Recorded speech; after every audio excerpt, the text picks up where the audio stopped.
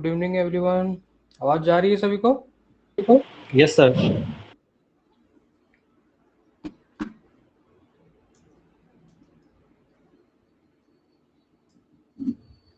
चार लोग ज्वाइन किए हैं अभी और 3 बाकी हैं।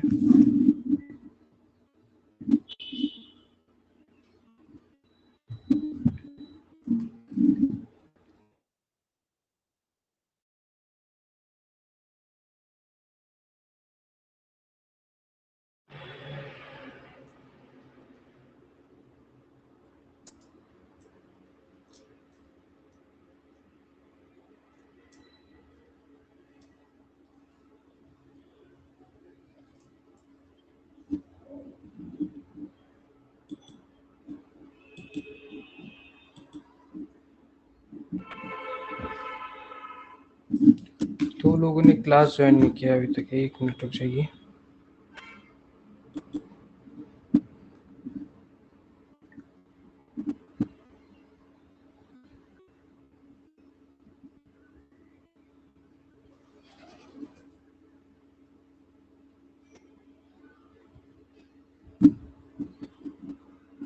महिमा, प्रियंका, शिवानी, मोहित।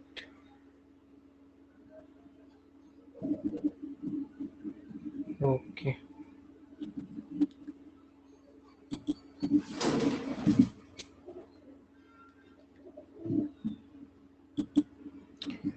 लगता है 2 लोग जो है वो अभी ज्वाइन नहीं करेंगे, बाद में रिकॉर्डिंग देख लेंगे। ठीक है, तो कैसे हैं आप लोग? कैसे चल रहा है प्रिपरेशन आप लोगों का?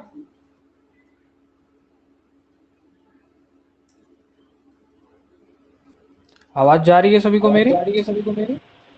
Yes sir. कैसे चल रहा है प्रिपरेशन आप लोगों का? अच्छा चल रहा है सर। अच्छा चल रहा है। Shivani, you can speak, okay?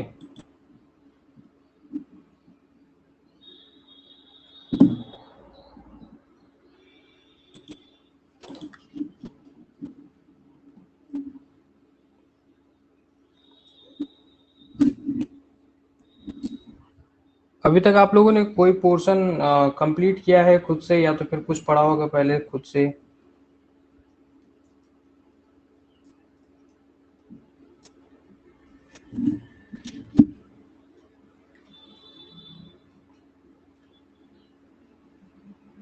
Hello, आवाज जा रही है सबको मेरी या फिर नहीं जा रही है? आ आ रहा है। मोहित, आपको छोड़ के और किसी का आवाज मुझे सुनाई दे नहीं रहा है एक्चुअली।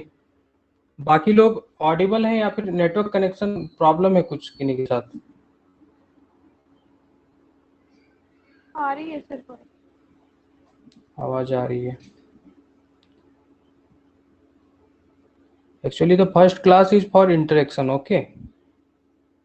इंटरेक्ट करने के बाद ही पता चलेगा कि आप लोगों की प्रिपरेशन किस लेवल पे है, किस लेवल पे और हमें फोकस करना है। ठीक है, क्योंकि इससे पहले जो बैच अभी चल रहा है, एक्चुअली जो बैच 1 जो चल रहा है शुरू पहले से, तो उस पे हम लोगों ने काफ़ी कुछ कवर कर लिया है।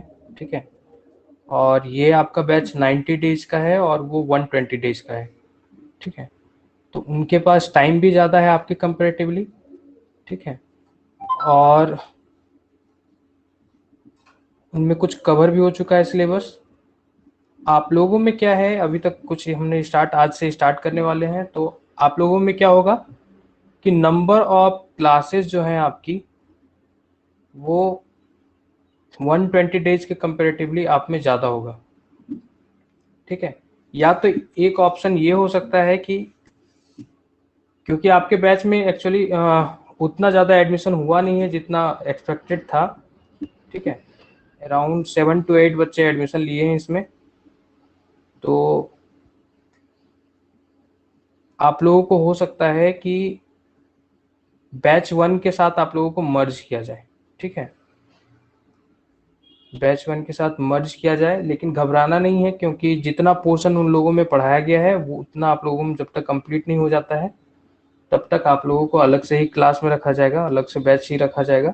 जब आप उनके लेवल पे आ जाएंगे उतना आपका कंप्लीट हो जाएगा, तब जाके फिर उनमें आपको मर्ज किया जाएगा।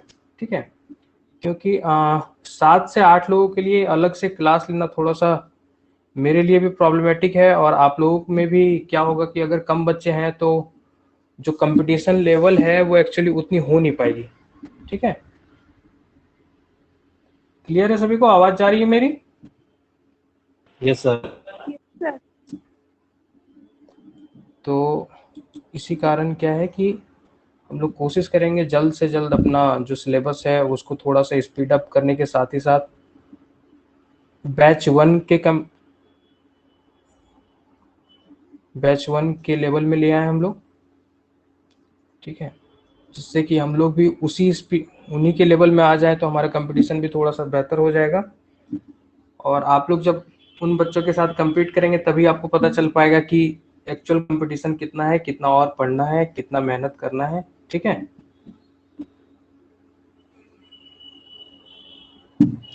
साथ ही साथ आपका जो क्लासेस होंगी वो आपका लाइव क्लासेस भी होंगी। ठीक है, साथ ही साथ आपको मिलेगा रिकॉर्डेड क्लासेस भी आपको मिलेगा, और दोनों को कंबाइन करके हम लोग चलेंगे।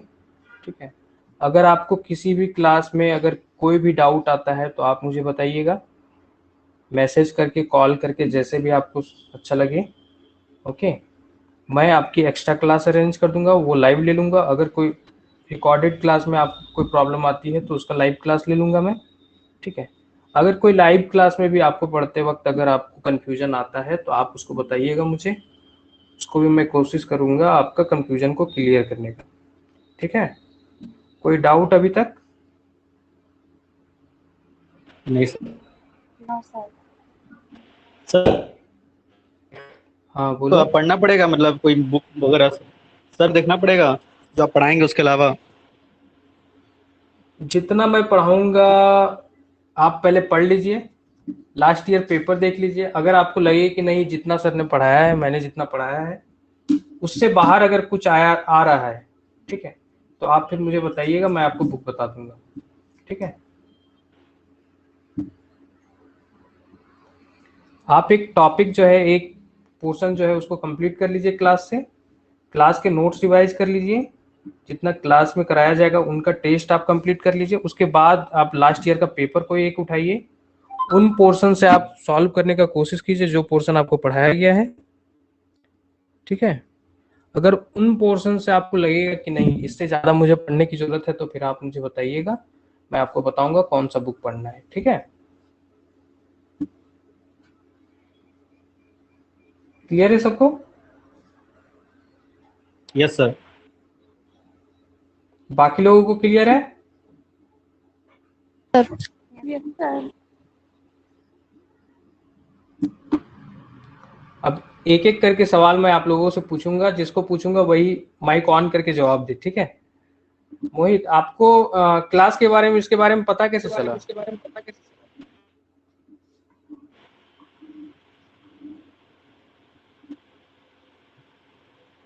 मोहित आवाज सर जा रही थी टेलीग्राम। मेरी? मैंने जो हाँ सर, टेलीग्राम से सर। टेलीग्राम चैनल, अच्छा टेलीग्राम चैनल पे। भावना आपको? सर टेलीग्राम पे ही पता चला। अच्छा अच्छा, प्रियंका आपको कैसे पता चला?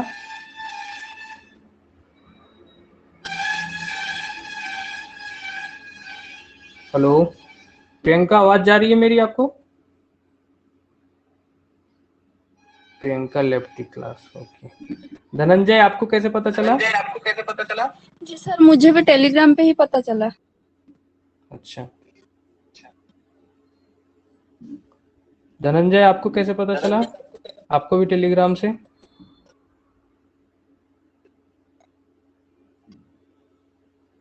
हेलो धनंजय प्रेजेंट है क्लास में?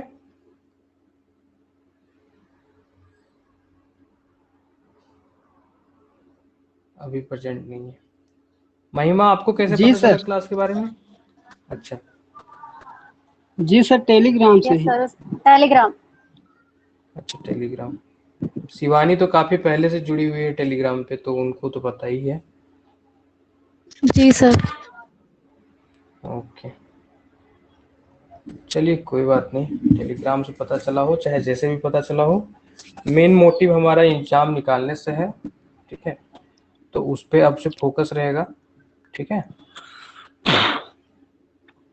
किसी को कोई डाउट क्लास के बारे में, क्या होने वाला है आगे, कैसे हम लोग देंगे टेस्ट, कैसे क्या होगा? सर क्लासेस का टाइमिंग का एक बार क्लियर कर। क्लासेस के जो टाइम है वो अभी आपको कल सुबह आपको पूरा डिटेल आपका पूरा वीक का आपको मिल जाएगा, ठीक है। क्या होगा आपका कुछ क्लासेस आपको टाइम पे, एक सर्टेन टाइम पे आपको रिकॉर्डेड क्लासेस अवेलेबल कराई जाएंगी, और कुछ क्लासेस लाइव होंगी, उनका टाइम टेबल आपको मिल जाएगा, ठीक है। जो रिकॉर्डेड क्लासेस मिलेंगी उसको उसी दिन कंप्लीट कीजिएगा, क्योंकि नेक्स्ट डे क्या है कि आपका जितना आज, मान लीजिए जैसे आज क्लास हुई, ठीक है, आज आपको एक क्लास लाइव हुआ और एक आपको रिकॉर्डेड क्लास मिला, ठीक है, उन दोनों को मिला के आपका नेक्स्ट डे आपका क्विज होगा, मतलब टेस्ट होगा, ठीक है। और उस टेस्ट में आपका पूरा पोर्शन वही होगा जो आपको पिछले डे यानी कि यस्टरडे जो आपको मिला हुआ पोर्शन होगा, जो आपने पढ़ा है, ठीक है। तो आप कंप्लीट करके रहिएगा तो आप टेस्ट सही से दे पाइएगा, ठीक है। टेस्ट जो है आपका, डेली टेस्ट जो है वो आपका इसीलिए डिजाइन किया गया है ताकि आप जो पढ़े हैं वो आपने कितना समझ पाया, ठीक है, कितना आपको याद रह पाया, किन पोर्शंस को आपको फिर से रिवाइज करने की जरूरत है, उसको चेक करने के लिए डेली टेस्ट को डिवाइज किया गया है, ठीक है। तो अगर आप डेली टेस्ट दीजिएगा तो आप ही के लिए बेनिफिशियल होगा, आपको पता चलेगा कि आप किन पोर्शंस में आपका वीक रह गया है, आपको रिवीजन करने की जरूरत है, और किन पोर्शंस में आप सही हैं, जिनको आप आगे चाहें तो सिर्फ एक बार सी ऑफ करके चल सकते हैं, ठीक है। और आपका पर वीक, आपका वीक हर वीक पे, मतलब जैसे संडे आज हो गया तो मंडे को क्या होता है, मंडे को आपका एक फोर्टनाइट टेस्ट होगा एवरी मंडे, ठीक है। एवरी मंडे क्या होगा आपका, फोर्टनाइट टेस्ट होगा। फोर्टनाइट टेस्ट का आपको टाइम बता दिया जाएगा, उस पर क्या होगा, पूरा वीक जितना आपका पढ़ाया गया है, कंप्लीट वीक सिलेबस होगा उसमें, और मंथ एंड में आपका एक टेस्ट होगा। एक आपका डेली टेस्ट है, एक आपका फोर्टनाइट टेस्ट है जो कि वीकली है आपका ये, ठीक है। एक आपका मंथली टेस्ट है। मंथली टेस्ट में क्या होगा आपका, जितना भी आपका पोर्शन पूरे मंथ में कराया गया है वहां से आपका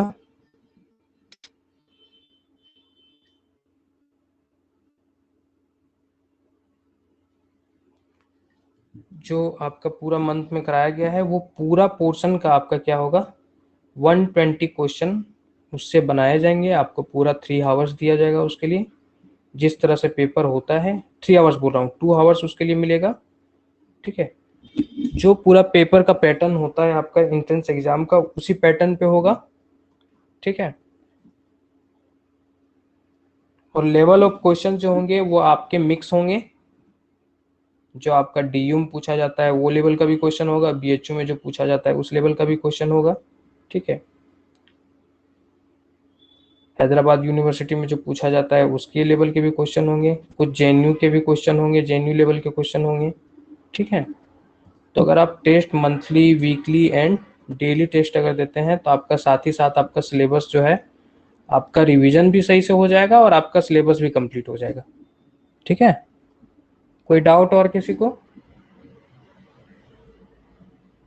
नो सर। ओके,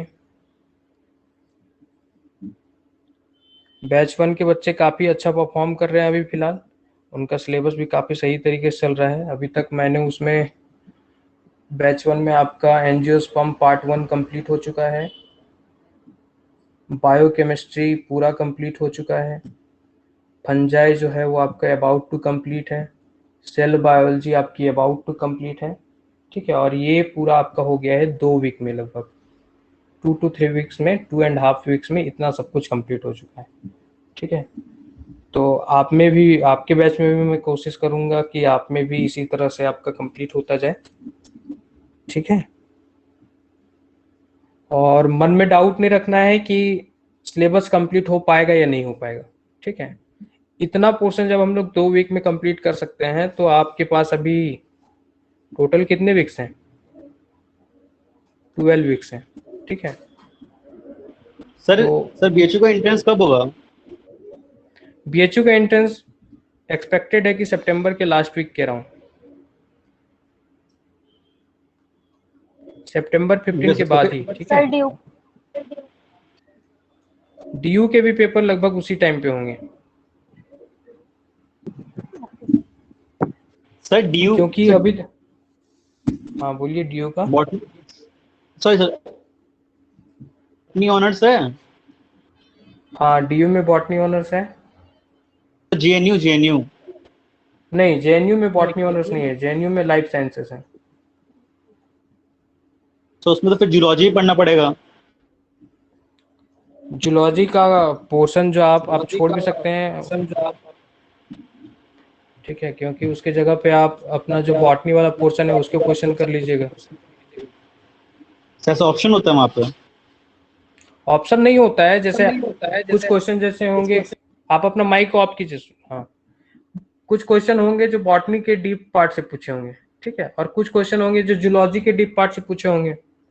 तो जूलॉजी वाला आप नहीं कर पाइएगा और जो जूलॉजी का स्टूडेंट होगा वो बॉटनी वाला नहीं कर पाएगा, क्योंकि कटअप जो होता है वो रिलेटिव है, ठीक है। रिलेटिव जब कटअप है तो जब आपने नहीं कर पाया जूलॉजी का क्वेश्चन और जो जूलॉजी का स्टूडेंट है वो बॉटनी का नहीं कर पाएगा, तो कटअप तो अबाउट टू सेम हो गया ना। सर जो बाकी हाँ बोलिए। सर क्या जूलॉजी का जूलॉजी वैसे नॉन कॉर्डेट्स कॉर्डेट जैसा ही पूछता है, या फिर सिर्फ जो फंडामेंटल है मोलिकुलर बायोलॉजी हो गया, बायोकेमिस्ट्री, यही पूछता है, या फिर वो कॉर्डेट्स नॉन कॉर्डेट्स वगैरह ही पूछता है? मोस्ट ऑफ द क्वेश्चन जो होंगे वो आपका मॉलिक्यूलर बायोलॉजी से होगा, बायोकेमिस्ट्री से होगा, इकोलॉजी से होगा, ठीक है, जेनेटिक्स के पार्ट से होंगे, ठीक है। जो कोर साइंस है उनसे क्वेश्चन कम होते हैं। ठीक सर। ठीक है, मैं आपको जब पढ़ाऊंगा तो साथ ही साथ बताता चलूंगा कि कौन सा क्वेश्चन आपका किस में पूछा हुआ है और कौन सा क्वेश्चन आपका पूछा जा सकता है, तो उसके लिए परेशान मत होइए।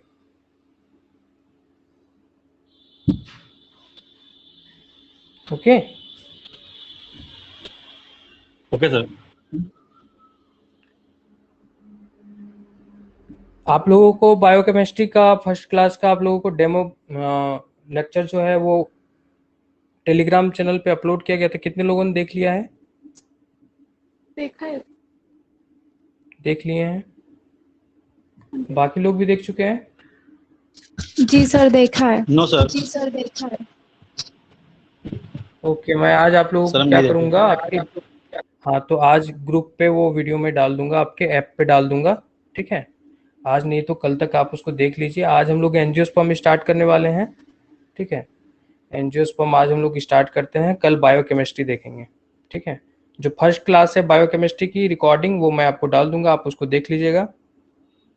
हम फिर जो सेकेंड क्लास है उसका, जहाँ तक आपने फर्स्ट क्लास के डाउट जो भी होंगे आपके रिकॉर्डेड वीडियो से देख के आपको अगर कोई डाउट हुआ हो उसको डिस्कस करेंगे और उससे आगे फिर बात करेंगे, ठीक है।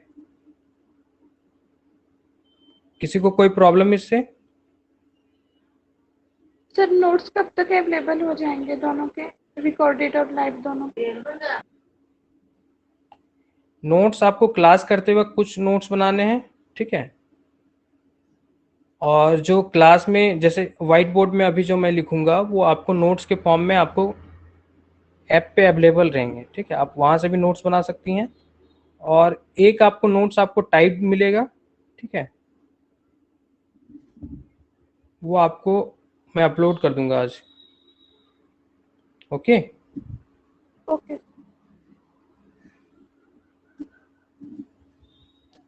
तो आज जो हम लोग स्टार्ट करने वाले हैं वो एंजियोस्पर्म पार्ट 1 करने वाले हैं, ठीक है।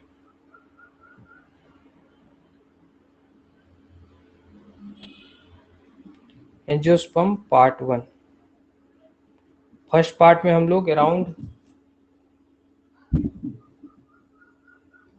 11 फैमिलीज को देखेंगे, ठीक है। 11 फैमिलीज देखेंगे बेंथम एंड हुकर क्लासिफिकेशन देखेंगे। व्हाइट बोर्ड सभी को विजिबल है? Yes sir. Yes sir. Bentham and Hooker classification हम लोग देखेंगे। ओके, ये अभी हम लोग पार्ट 1 में कंप्लीट करेंगे। ओके, जब इसके बाद फिर नेक्स्ट मंथ हम लोग क्या करेंगे, पार्ट 2 इसका स्टार्ट करेंगे। तब क्या करेंगे हम लोग, जो पार्ट 1 में फैमिलीज पढ़ चुके होंगे उसी से रिलेट करके मैं आपको पार्ट 2 के जो फैमिलीज हैं उनमें डिफरेंसेस के साथ आपको बताऊंगा, ताकि आपको कंफ्यूजन कम हो। कि जैसे कि आपका सोलनेसी है और आपका कन्वल्वुलेसी है, तो उनमें क्या कंफ्यूजन होता है, आपको वहां पे कैरेक्टरिस्टिक मिलेगा कि जो प्लेसेंटा होती है वो सोलन होती है। ठीक है, तो आपको जब क्वेश्चन पूछा अगर जाएगा तो आप हो सकते हैं उसमें कंफ्यूज कर जाएं। तो वहां पे हम लोग बात करेंगे जो डिफरेंसेस हैं। ठीक है, तो डिफरेंसेस के बेसिस में हम लोग कैसे फिर आइडेंटिफाई करेंगे कि सोलनेसी फैमिली है या फिर आपका कन्वल्वुलेसी फैमिली है। ठीक है, तो इसीलिए अभी हम लोग फर्स्ट पार्ट देखेंगे। जब ये पार्ट आपका कंप्लीट हो जाएगा, आप रिवाइज सही से कर लेंगे, तब जाके फिर हम लोग पार्ट 2 पे जाएंगे। ठीक है, क्लियर है सभी को? जी सर। Yes sir.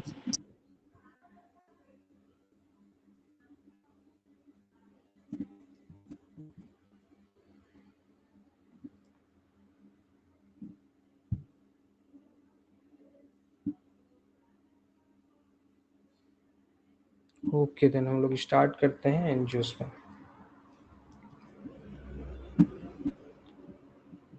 क्या होता है एंजियोस्पर्म?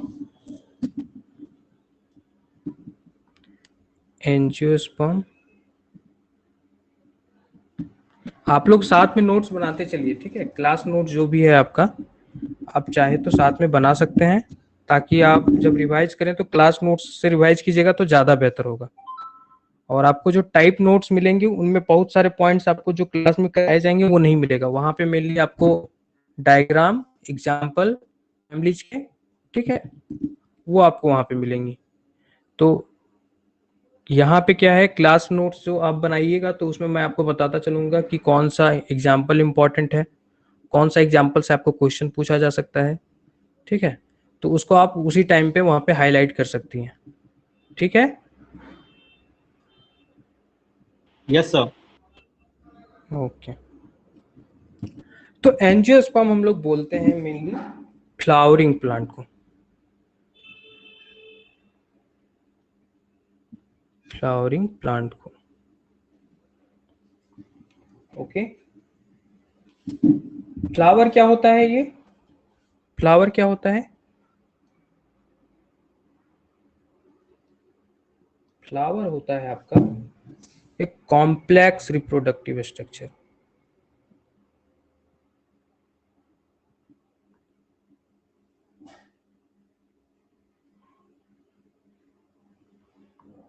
क्यों इसको कॉम्प्लेक्स रिप्रोडक्टिव स्ट्रक्चर बोला गया?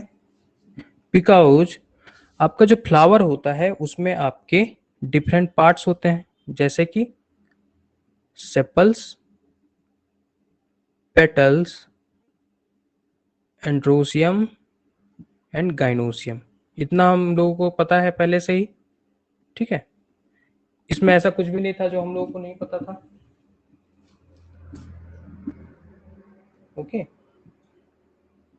लेकिन क्या होता है, कुछ एंजियोस्पर्म ऐसे भी हैं जहां पे आपको फ्लावर आपका क्या होगा, अब्सेंट होगा। क्या होगा?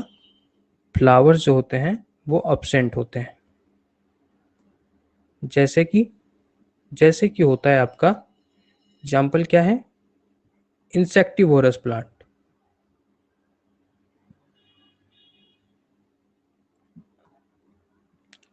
इंसेक्टिवोरस प्लांट भी मतलब एक तरह से क्या हो गए, एंजियोस्पर्म हो गए।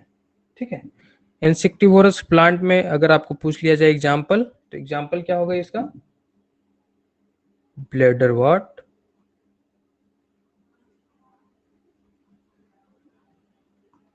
Okay, Venus fly trap,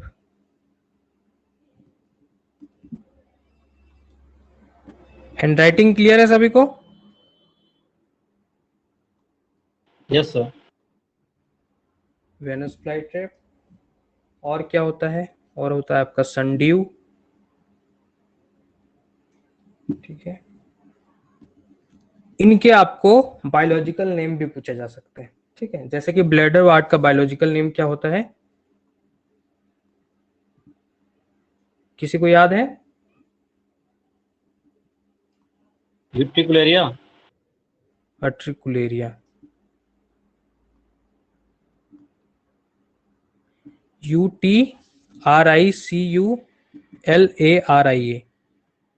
अट्रिकुलेरिया, UTRICULARIA,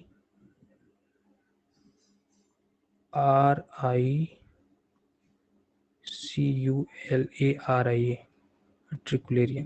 Venus flytrap को क्या बोलते हैं? डायोनिया।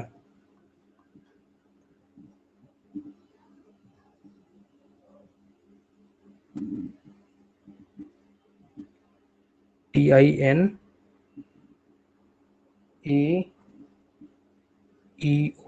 डायोनिया।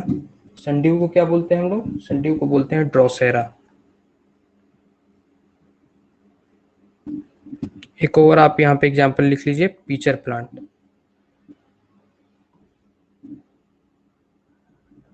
इसका क्या नाम होता है? निपेंथिस। ओके,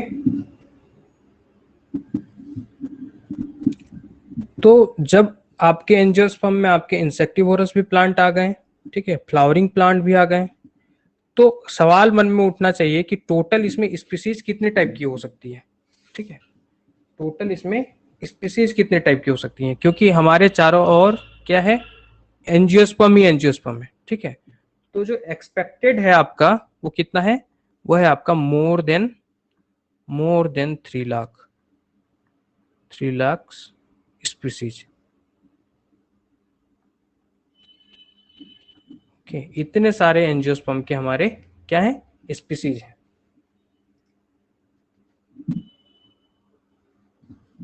तो ये आपका हमने देख लिया कि एंजियोस्पर्म को जब हम लोग बोल रहे हैं फ्लावरिंग प्लांट, तो फ्लावरिंग प्लांट में भी यहाँ पे क्या है?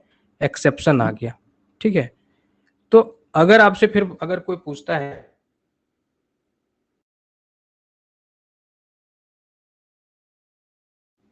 तो आप फिर से, अगर आपको बोला जाए कि आप फिर से बताइए कि क्या होगा आपका डेफिनेशन, क्या होगा एंजियोस्पर्म का, तो आप क्या बताइएगा?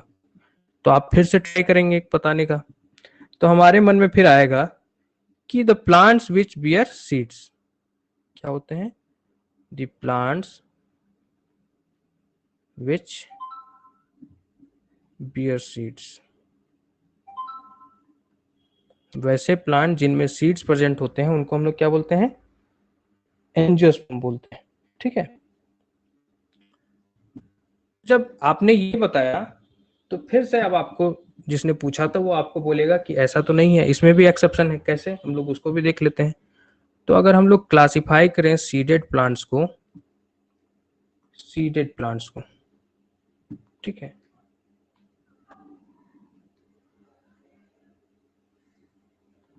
हमने सीडेड प्लांट्स को क्लासिफाई किया। तो जब क्लासिफाई किया तो हम लोग यहाँ पे पाएंगे 2 सब डिवीजन। कौन कौन सा बताइए?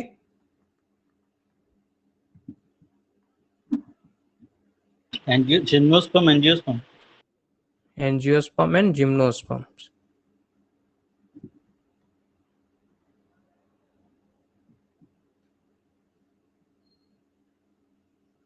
ठीक है। एंजियोस्पर्म में क्या होता है आपका? यहाँ पे सीड्स जो होते हैं वो इंक्लोज कहाँ पे होंगी? Seeds are enclosed within the carpel.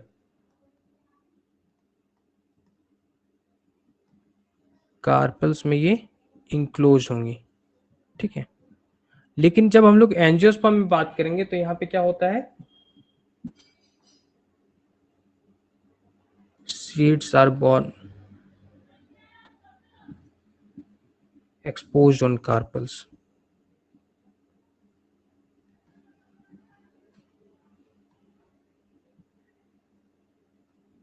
ठीक है, ऐसा ही होता है।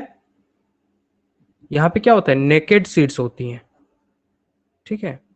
लेकिन एंजियोस्पर्म में क्या होता है आपका, कवर्ड सीड्स होती हैं। किससे कवर्ड होता है, फ्रूट से कवर्ड होता है। किससे कवर्ड होता है, फ्रूट से कवर्ड होता है।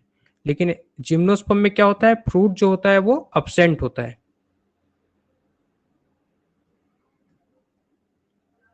ओके, ये सवाल कई बार पूछा जा चुका है एग्जाम्स में, ठीक है, याद रखिएगा इसको। तो जब हमने ये अपना डेफिनेशन बताया तो हमारे सामने फिर से एक दुविधा खड़ी हो गई कि ये भी डेफिनेशन क्या हो गया, गलत हो गया। तो हम एक बार फिर से ट्राई मारेंगे, क्योंकि हमारा काम ही है ट्राई मारना, जब तक हमारा एग्जाम न निकले तब तक हम लोग ट्राई मारेंगे, ठीक है। तो हम लोग फिर से बोले नहीं, हम लोग हार नहीं मानेंगे, हम लोग फिर से ट्राई मारेंगे। हमने फिर एक बार दमखम लगाया, फिर से याद किया कि क्या हो सकता है एंजियोस्पर्म के फीचर। तो हमने फिर से बताया कि angiosperm are plants in which there is presence of vessels in the xylem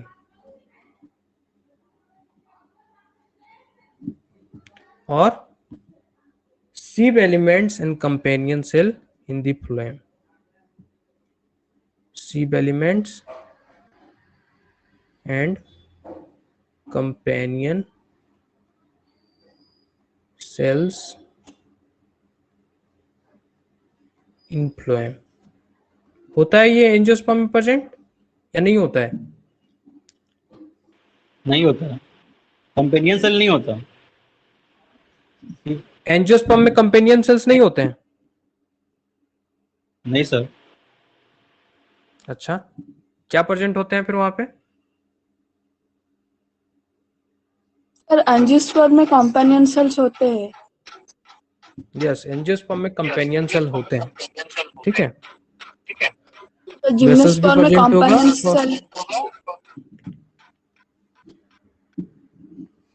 हाँ बोलिए प्रियंका, क्या बोल रही हैं? तो मैं कह रही थी हाँ सर, जिम्नोस्पर्म में कंपेनियन सेल नहीं होते, एल्बुमिनस सेल होते हैं।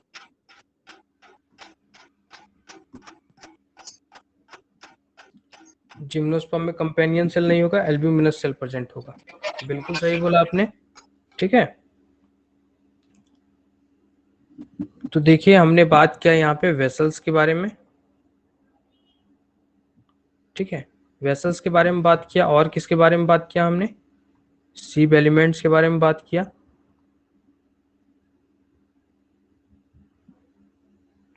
एंड कंपेनियन सेल्स के बारे में बात किया।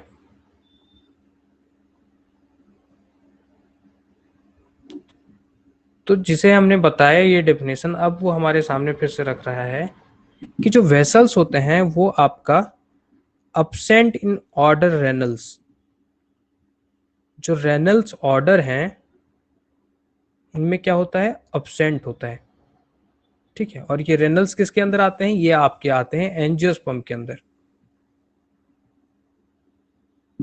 एंजियोस्पर्म के अंदर रेनल्स आते हैं, और रेनल्स में हम लोग अभी जब आगे देखेंगे तो हम लोग पाएंगे क्लासिफिकेशन में कि रेनल्स के अंदर क्या क्या प्लांट, कौन सा फैमिली आता है।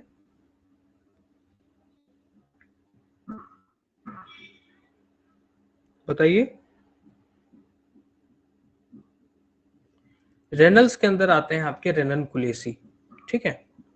इसीलिए क्या होगा कि रेननकुलेसी जो है उसको बताया गया है most primitive angiosperm. रेननकुलेसी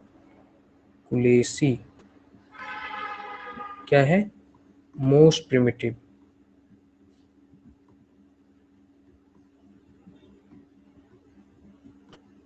angiosperm, most important question, कई बार सवाल पूछा जा चुका है।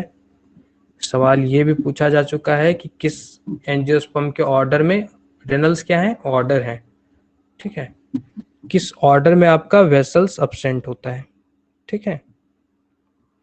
मैं यहाँ पे एक भी ऐसा पॉइंट नहीं बताऊंगा जो आपके एग्जाम में नहीं पूछा गया हो, इसलिए पॉइंट को आप नोट डाउन जरूर करेंगे, ठीक है। अब इसके बाद जिसने हमसे ये सवाल पूछा था वो अब हमको बोल रहा है कि आपका जिम्नोस्पर्म में कुछ ऐसे मेंबर्स होते हैं जिनमें आपको वेसल्स भी मिलेंगे, सिर्फ एलिमेंट्स भी मिलेंगे एंड कंपेनियन सेल भी मिलेंगे। ठीक है, कौन सा होता है वो? जिम्नोस्पर्म में नीटम होता है, ओके, नीटोम, और एफेड्रा, इफिड्रा, सेल्विशिया। Yes ephedra, welwitschia, yes. तो इन तीनों को मिला के आपका बनता है नीटोफाइटा। क्या बनता है? ये तीनों जो आपने बताया उनको मिला के आपका बनेगा, माइक ऑफ कर लीजिए महिमा।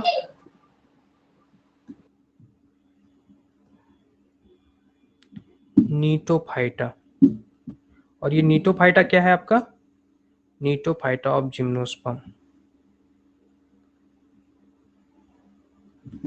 ये एक्सेप्शन है, ठीक है, जिम्नोस्पर्म की ये एक्सेप्शन है जिनमें एंजियोस्पर्म लाइक कैरेक्टरिस्टिक्स हैं। Exception of gymnosperms. तो नीटोफाइटा ऑफ जिम्नोस्पर्म ये क्या है? नीटोफाइटा, नीटोफाइटा है एक्चुअली सुपर फैमिली है, ठीक है, ये क्या है? सुपर फैमिली है।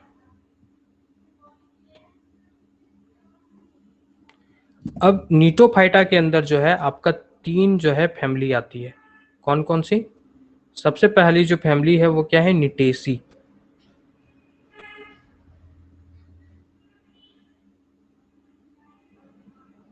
ओके, दूसरी फैमिली क्या है? दूसरी फैमिली है वेल्विट्स चिएसी, वेल्विशिया जिसके अंदर आता है मेंबर। और तीसरा क्या है आपका? तीसरा है फैमिली आपका एफिड्रेसी।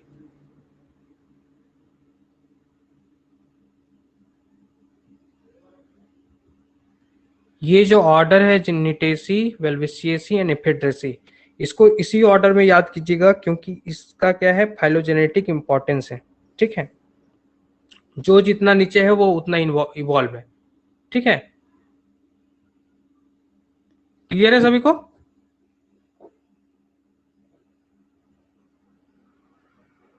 Yes sir. Yes sir. ये जो है आपके, ये क्या है? ये आपके एंजियोस्पर्म लाइक है।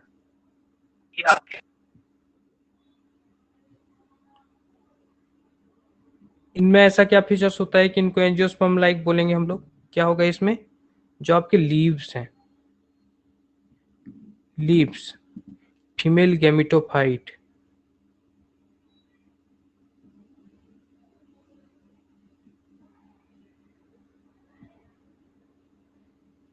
ओके, और क्या है? जो वेसल्स प्रेजेंट होते हैं इनमें, वेसल्स बियरिंग वुड, जो इनका वुड होगा वो क्या होगा? वेसल्स कंटेनिंग होगा। और क्या होगा? स्टेमेंस जो इसके होते हैं वो भी आपके एंजियोस्पर्म लाइक होंगे। इंटीग्यूमेंट जो होगा वो भी आपका एंजियोस्पर्म लाइक, दो इंटीग्यूमेंट होंगे। लेकिन जब आप जिम्नोस्पर्म पढ़िएगा तो वहां पे आप पाइएगा इंटीग्यूमेंट वहां पे क्या होते हैं? यूजुअली वन होता है, ठीक है। साथ ही साथ यहाँ पे क्या प्रेजेंट होते हैं? दो कॉटिलीडन प्रेजेंट होंगे। यूजुअली आपका जिम्नोस्पर्म में सिंगल कॉटिलीडन होता है, ठीक है। तो ये एंजियोस्पर्म लाइक फीचर हैं जो कि प्रेजेंट होते हैं जिम्नोस्पर्म के इन फैमिलीज में, ठीक है। अगर सवाल इससे पूछा जाता है तो ध्यान रखना है कि जिम्नोस्पर्म के कुछ ऐसे मेंबर्स हैं जो एंजियोस्पर्म लाइक कैरेक्टरिस्टिक दे सकते हैं। वो कौन कौन से? आपके निटेसी है, वेल्विशिएसी एंड एफिड्रेसी है, ठीक है। सर क्लियर है सभी को? हाँ बोलिए। क्लियर है सभी को? हाँ बोलिए। सर ये फीमेल गैमेटोफाइट क्या बताए हैं? क्या बताया? पूछा आपने फीमेल गैमेटोफाइट। हाँ इसमें यहाँ पे क्या बोले थे? जो फीमेल गैमेटोफाइट होती है वो आपका क्या होगा? एंजियोस्पर्म लाइक होगी, ठीक है। Okay sir.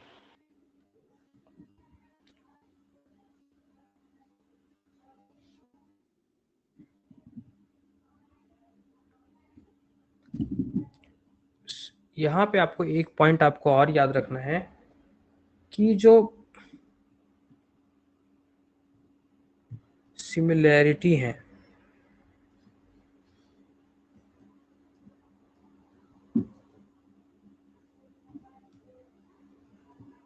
seen only morphologically.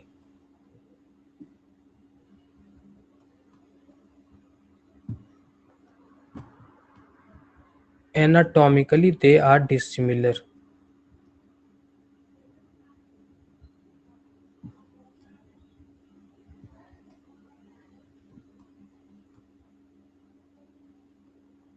Okay जब हम लोग सुपरफिशियली जब देखेंगे मॉर्फोलॉजिकली और सुपरफिशियली,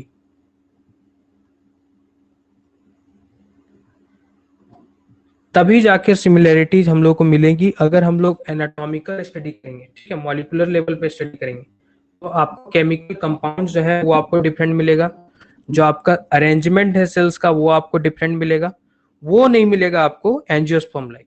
लेकिन जब हम लोग सुपरफिशियली जब स्टडी करेंगे, जब ऊपर से देखेंगे, तो हमको लगेगा कि वो सिमिलर है। ठीक है, इस पॉइंट को याद रखना है। क्लियर है?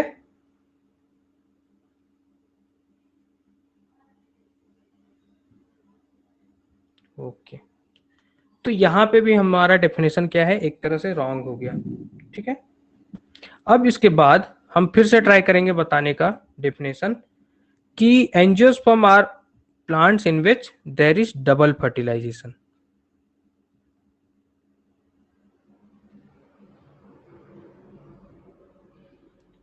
डबल फर्टिलाइजेशन सिर्फ एंजियोस्पर्म में होती है, क्यों? सही है?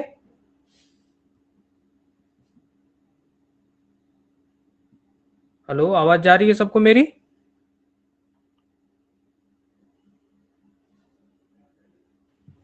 Yes sir. ओके तो हमने बताया कि एंजियोस्पर्म वैसे प्लांट्स होंगे जहां पे जिम्नो डबल फर्टिलाइजेशन होगा। ठीक है, डबल फर्टिलाइजेशन होता है तो क्या फॉर्म होता है आपका? एंडोस्पर्म फॉर्म होता है। ठीक है, और जो एंडोस्पर्म होता है वो क्या होता है? ट्रू एंडोस्पर्म होता है। ट्रू एंडोस्पर्म का कैरेक्टरिस्टिक क्या है? ये आपका ट्रिप्लॉइड होगा। ओके, ट्रिप्लॉइड होगा ये, जिसमें कि आपका 2 polar nuclei plus 1 male gamete आपका फ्यूज करेंगे। ओके लेकिन जब आप जिम्नोस्पर्म देखेंगे, ये आपका किसका पिक्चर है? This is of angiosperm.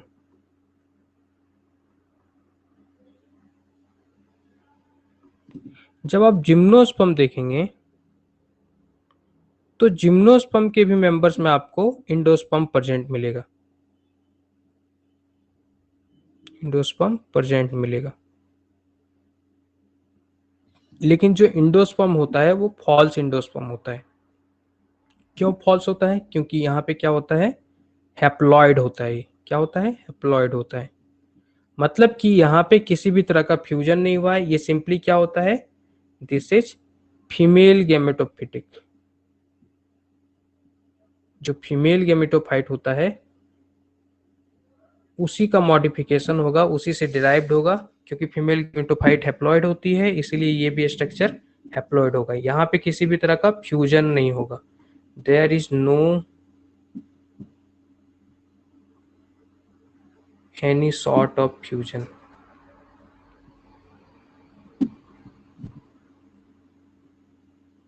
Okay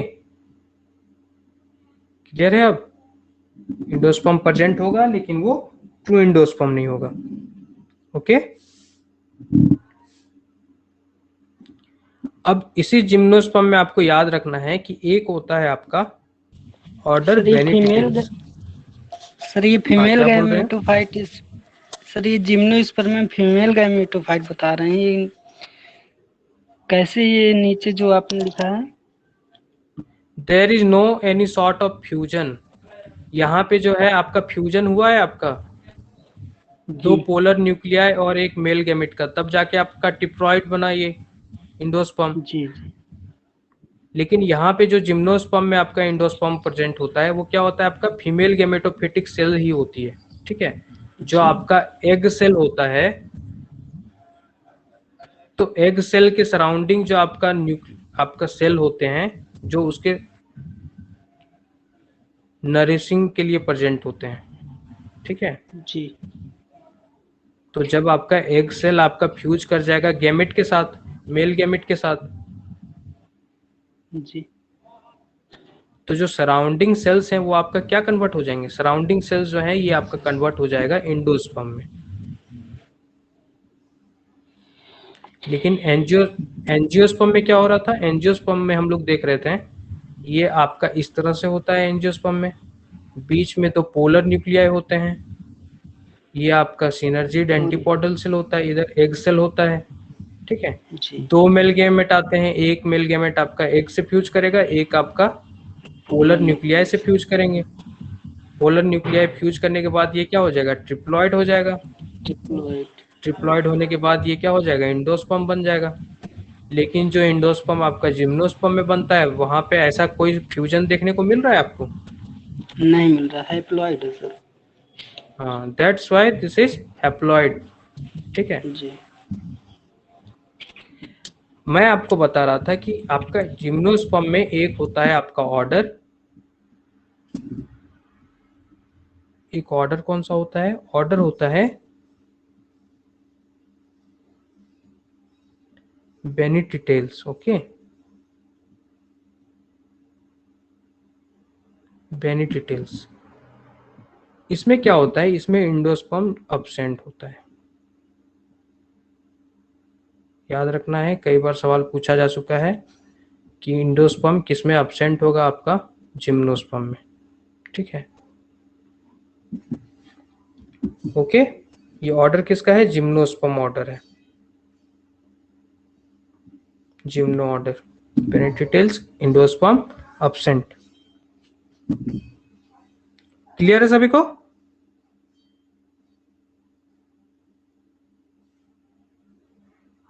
yes sir. Okay, तो जब इतना हमने डेफिनेशन बताया, हर डेफिनेशन को गलत साबित कर दिया गया, तो हमने मान लिया कि चलो अब जितना भी मुझे आता है हम एक ही बार बता देंगे, ठीक है। तो हम फिर बताना स्टार्ट करेंगे तो हम बताएंगे कि जो एम्ब्रियो सेक होता है आपका एंजियोस्पर्म में, वो क्या होता है, जनरली वो क्या होता है, पॉलीगोनम टाइप होगा,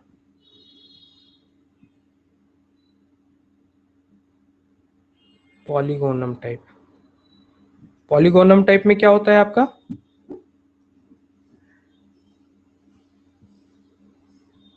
8 न्यूक्लिएट एंड 7 सेल्ड कंडीशन, यही होता है polygonum type. Hello, yes sir. Sir 7 sailed आपका एम्ब्रियो सेक होगा, ओके। तो ये बताया हमने, ठीक है। अब साथ ही साथ हम लोग ये बताएंगे कि एंजियोस्पर्म में क्या होता है, क्लोज कार्पल्स प्रेजेंट होंगे। माइक ऑफ कर लीजिए धनंजय, क्लोज कार्पल्स प्रेजेंट होंगे। और क्या बताएंगे हम, और बताएंगे कि आफ्टर फर्टिलाइजेशन यहाँ क्या होगा,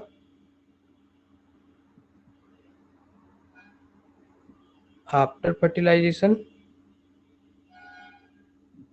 जो आपका ओवेरी होती है, ovary becomes a fruit,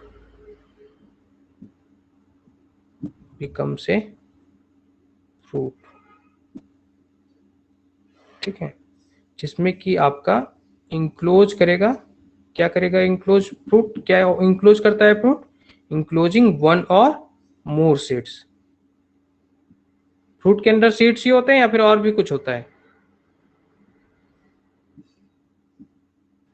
seed ही होते हैं। सीड होते हैं, साथ ही साथ थैलेमस भी होता है उसका, या तो फिर आपका और भी क्या हो सकता है,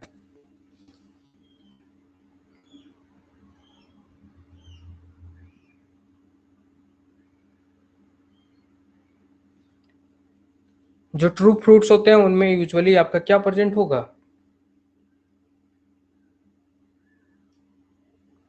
फ्लेशी पोर्शन प्रेजेंट होगा, ठीक है। और जो फॉल्स फ्रूट होते हैं वो आपके अदर पार्ट से डेवलप करेंगे, जैसे कि आपका न्यूसेलस डेवलप कर जाएगा, ठीक है, इंटीग्यूमेंट डेवलप कर सकते हैं। तो जैसा जिस पोर्शन से आपका डेवलप करेगा उसी हिसाब से वहां पे आपका एक्स्ट्रा पार्ट्स प्रेजेंट होंगे। तो ये हम लोगों ने देख लिया। After fertilisation ovary becomes fruit and enclose one or more seed, ठीक है।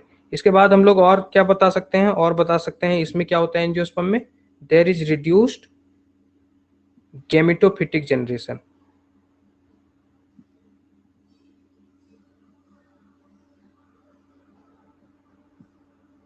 मतलब जो गैमेट्स होते हैं उनका कोई इलाबोरेट जनरेशन वहां पे नहीं डेवलप होगा। गैमेट्स फॉर्म करेंगे, गैमेट्स जाके फ्यूज करेंगे और क्या हो जाएगा, आपका जायगोट बनेगा, जायगोट फिर एम्ब्रियो बनाएगा, एम्ब्रियो से फिर न्यू प्लांट डेवलप करेगा।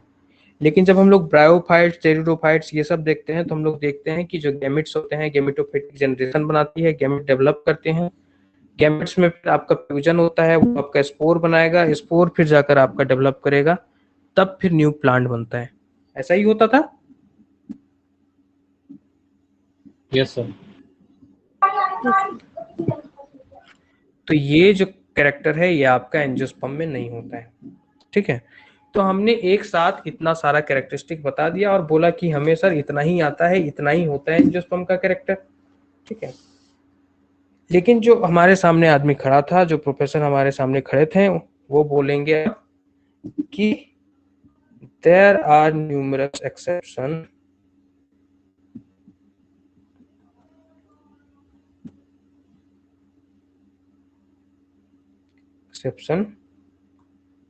to all these characteristics।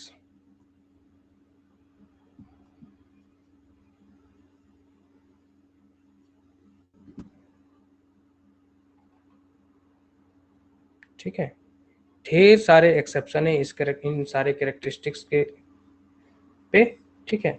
और उन एक्सेप्शन को अगर हम लोग देखने जाएं तो एक मोटी किताब हो जाएगी, लेकिन फिर भी वो सारे एक्सेप्शन नहीं खत्म होंगे, ठीक है। और ये एक्सेप्शन क्यों हो रहा है, क्योंकि यहाँ पे एंजियोस्पर्म में हमने बताया कि कितने यहाँ पे स्पीसीज है टोटल, मोर देन 3 लाख, ठीक है। तो जितना ज्यादा आपका नंबर ऑफ स्पीसीज है मतलब उतना ज्यादा वेरिएशन है, और हर वेरिएशन यहाँ पे हर एक कैरेक्टर पे वेरिएशन आ सकता है, ठीक है। इसलिए नंबर ऑफ एक्सेप्शन भी यहाँ पे मोर डेवलप कर सकते हैं। साथ ही साथ एंजियोस्पर्म में आपका सेक्सुअल रिप्रोडक्शन होता है, और हमें पता है कि सेक्सुअल रिप्रोडक्शन के थ्रू क्या होता है, वेरिएबिलिटी आती है, ठीक है। तो वेरिएबिलिटी भी एक मेजर फैक्टर कंट्रीब्यूट करती है आपका इतने सारे जो एक्सेप्शन यहाँ पे हम लोगों को देखने को मिलते हैं, ठीक है। किसी Yes, को sir. डाउट अभी तक, कोई भी डाउट अभी तक किसी को? सर ये जो लाइन लिखवाया similarities are seen only morphologically superficially वाला, सर ये किसके हाँ, लिए लिखवाए थे? ये जिम्नोस्पर्म। ये लिखवाया मैंने जिम्नोस्पर्म के लिए, ठीक है। जैसे कि जिम्नोस्पर्म में मैंने आपको बताया कि वेसल्स प्रेजेंट हो सकते हैं, आपके कंपेनियन सेल्स भी प्रेजेंट हो सकते हैं। उसके लिए मैंने लिखा है कि जो प्रेजेंट होते हैं, जो एक्सेप्शन होते हैं, ठीक है, वो अगर सिमिलरिटी शो कर रहे हैं आपके एंजियोस्पर्म से तो वो सिमिलरिटी सिर्फ सुपरफिशियली सिमिलर हो सकते हैं, ठीक है। एनाटॉमिकली जब हम लोग देखेंगे, जब बायोकेमिकली जब हम लोग देखेंगे तो उनमें हम लोगों को फिर डिफरेंस दिखेगा, ठीक है। Okay sir. ओके,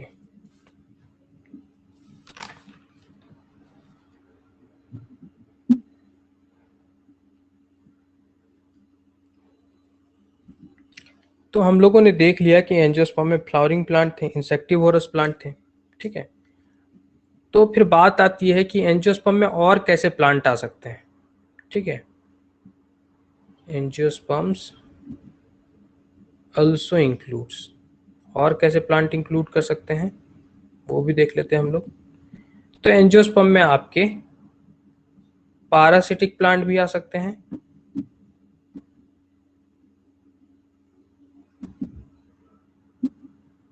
क्या आ सकते हैं, पैरासिटिक प्लांट्स आ सकते हैं।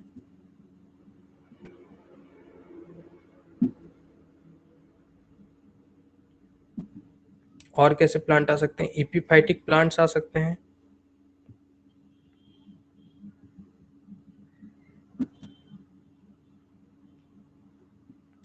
और कैसे प्लांट आ सकते हैं? सेप्रोफिटिक प्लांट्स आ सकते हैं।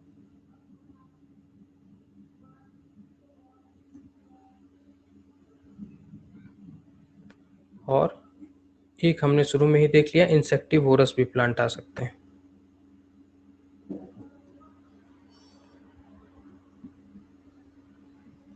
ओके, जो पैरासिटिक प्लांट्स हैं, अभी तक किसी लोगों ने एग्जाम्पल्स इनके किसी को भी याद होंगे? बताइए। Parasitic plant, epiphytic plant, saprophytic plants, example किसी को याद है इनमें के, इन सारे के?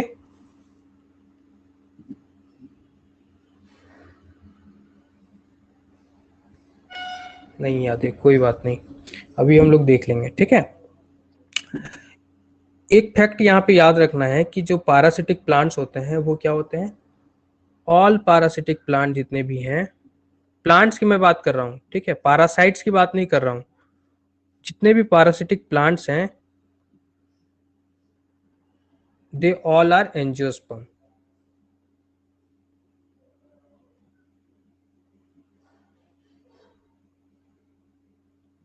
ठीक है, और ये अबाउट कंट्रीब्यूट करते हैं 1% ऑफ द एंजियोस्पर्म।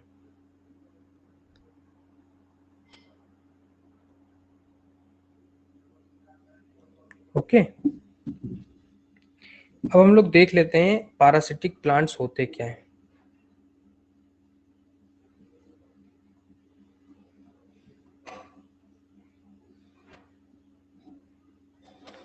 तो पैरासिटिक प्लांट्स वैसे प्लांट जो दूसरे प्लांट पे पैरासाइट करें। प्लांट्स विच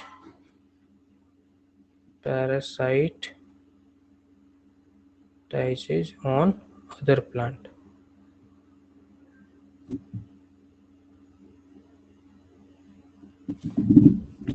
अब ये जो पैरासिटाइज जो हो रहा है आपका, तो इसमें भी टाइप है, ठीक है। क्या टाइप है? 2 टाइप में बांटा गया है। सबसे पहला जो टाइप है उसको हम लोग बोलते हैं ऑब्लिगेट, ओके। और दूसरा जो है वो क्या है आपका? फैकल्टेटिव।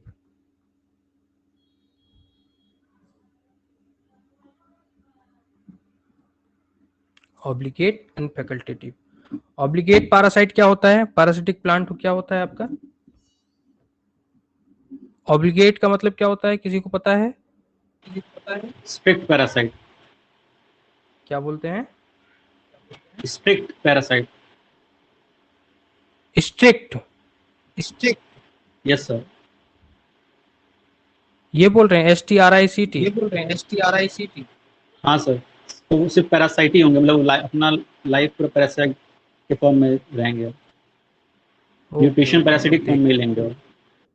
ओके ओके, क्या होता है obligate parasite?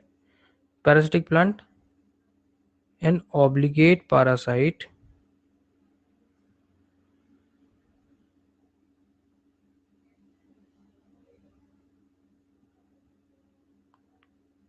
is one which cannot complete its life cycle, which cannot complete its life cycle without its host।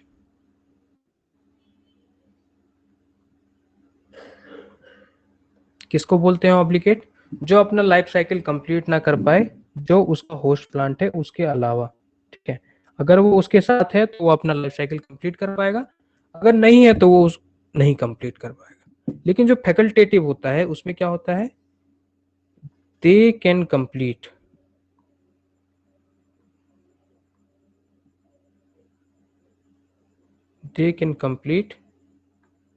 their life cycle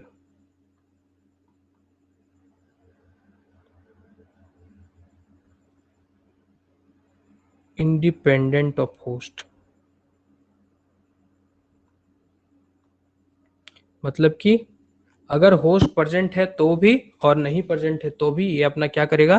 life cycle को कंप्लीट करेगा। तो ऐसे पैरासिटिक प्लांट्स को हम लोग क्या बोलते हैं? फैकल्टेटिव, और इसको क्या बोलते हैं? ऑब्लिगेट। ठीक है। अब इन्हीं प्लांट्स को एक और क्लासिफिकेशन में बांटा गया। कौन सा classification? Stem parasite and root parasite. मतलब सभी को पता है स्टेम पैरासाइट और रूट पैरासाइट जब बोला जाएगा तो क्या यहां बताने की कोशिश कर रहा है? जब आपका पैरासिटिज्म कहां पे प्रेजेंट होगा? स्टेम पे प्रेजेंट होगा। और जब रूट बोला जाएगा तो क्या कहां पे अटैच होगा? यहाँ पे तब अटैच होगा, ये रूट पे अटैच होगा। ठीक है।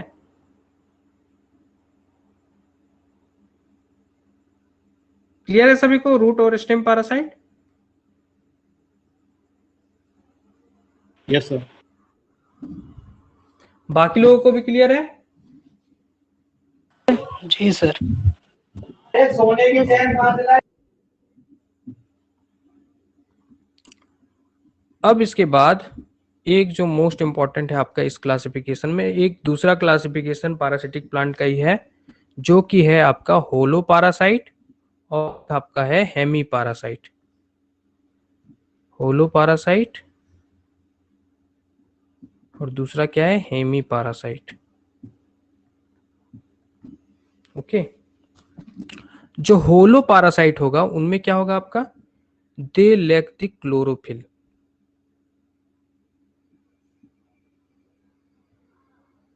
ठीक है। And they obtain all of its fixed carbon। मतलब उसको जितना भी कार्बन का रिक्वायरमेंट होगा, क्योंकि वो प्लांट है, ठीक है, उसमें क्या होगा? आपका C3 साइकिल होगा, जिसके थ्रू वो क्या बनाएगा? अपना हेक्सोज शुगर बनाएगा। तो जो कार्बन उसको चाहिए होगा वो कहां से लेगा? वो from the host. Okay,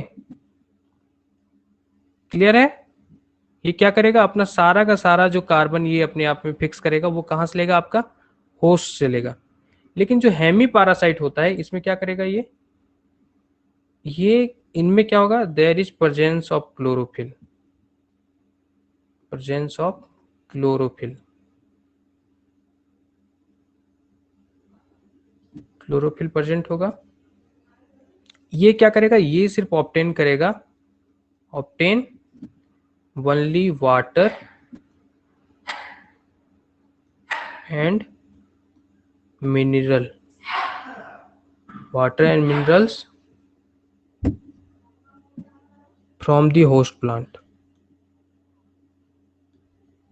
okay, clear है सभी को?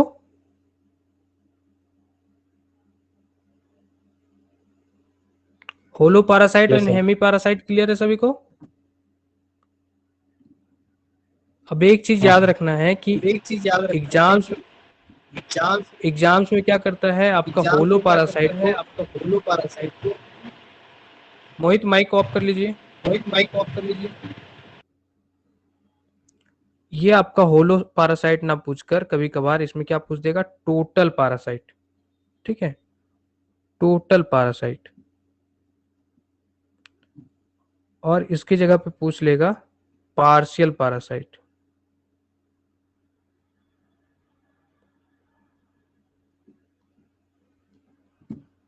ठीक है, पार्शियल पैरासाइट।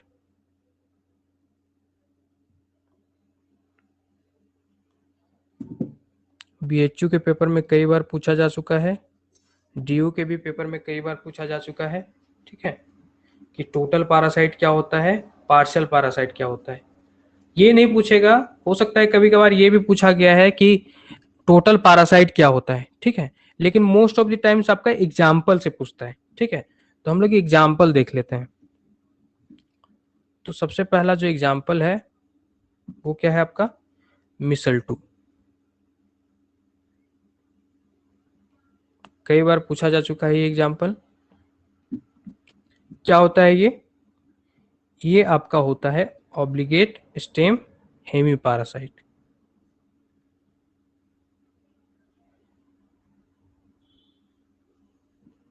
क्या नेम ऑब्लिगेट बताया स्टेम सर? मिसल 2, MISTLE मिसल TOEE।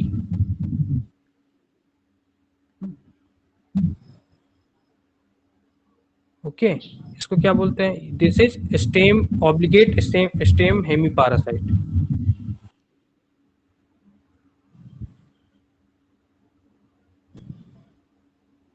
Obligate stem Hemy parasite. इसके बाद एक एग्जांपल पूछा जाता है कस्कटा।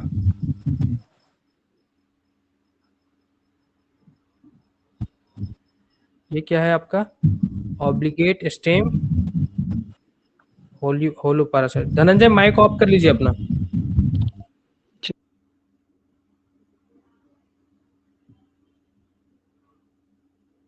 ऑब्लिगेट स्टेम होलो पैरासाइट, ठीक है। और क्या पूछा जाता है?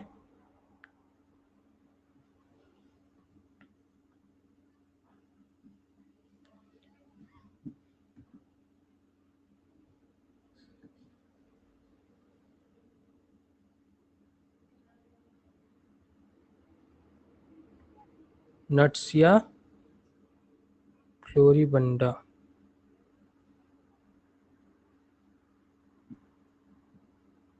NUYTSIA नट्सिया फ्लोरिबंडा, BUNDA, ठीक है। ये क्या होता है आपका? This is obligate root hemi parasite.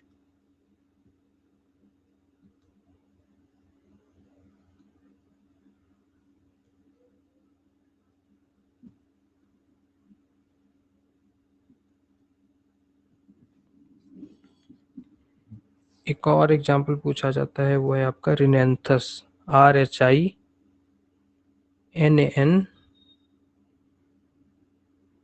नेंथस।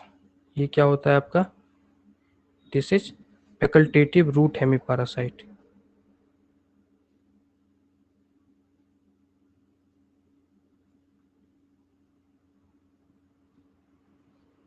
Hemy parasite. अब देखिए, इसमें आपको क्या कर सकता है, आपको थोड़ा सा घुमा के ये क्वेश्चन दे सकता है कि मिसल 2 आपका टोटल रूट पैरासाइट है, टोटल स्टेम पैरासाइट है, पार्शियल स्टेम पैरासाइट है, ठीक है। तो यहाँ पे क्या हो जाएगा? टोटल होगा या फिर पार्शियल होगा?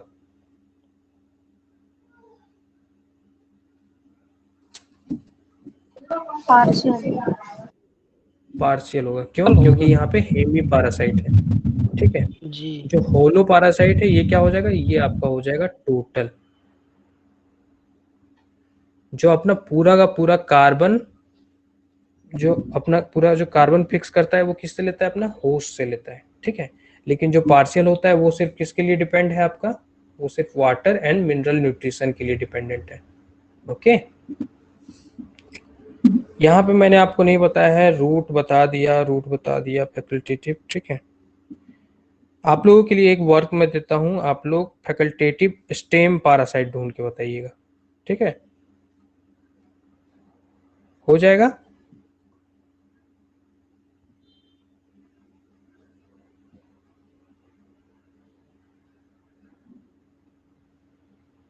कर लेंगे इतना काम? ये आपके लिए होमवर्क है मान लीजिए, ठीक है। ये आपको नेक्स्ट क्लास में बताना है कि फैकल्टेटिव स्टेम पैरासाइट क्या है।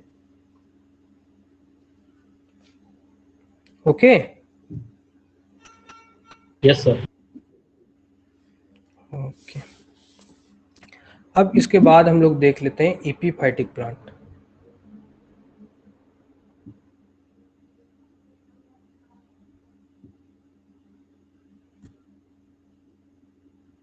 एपीफाइटिक प्लांट जो कि एंजियोस्पर्म है, इसको शॉर्ट में कहा जाता है एपीफाइट्स।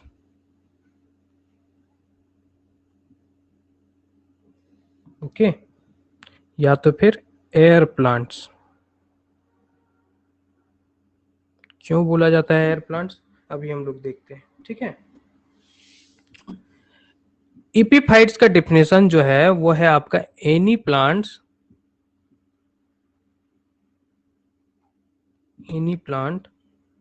दैट ग्रोज अपॉन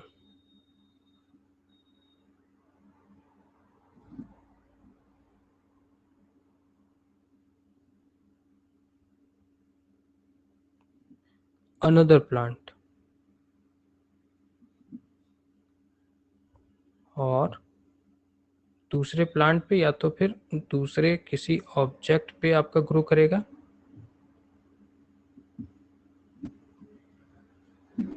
ठीक है, यहाँ पे देखिए मैंने बताया कि एपीफाइट्स का डेफिनेशन क्या है, any plant that grows upon another plant.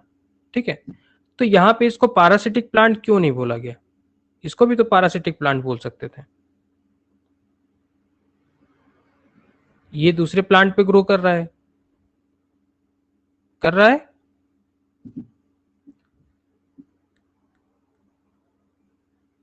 Yes sir.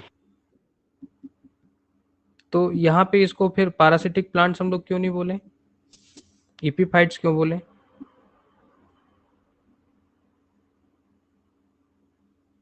Sir खुद का फोटोसिंथेसिस कर रहा होगा। खुद का फोटोसिंथेसिस कर रहा हूँ। ये क्या करते हैं, ये ग्रो करते हैं जस्ट फॉर सपोर्ट। ठीक है, दूसरे पे ग्रो करते हैं ओनली फॉर फिजिकल सपोर्ट।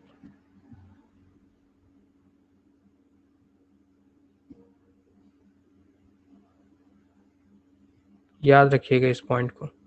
जो एपीफाइट्स होते हैं वो दूसरे प्लांट पे ग्रो करते हैं only for physical support, not for any type of food resource और water mineral any type of resources.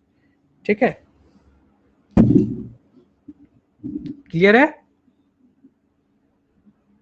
Yes sir.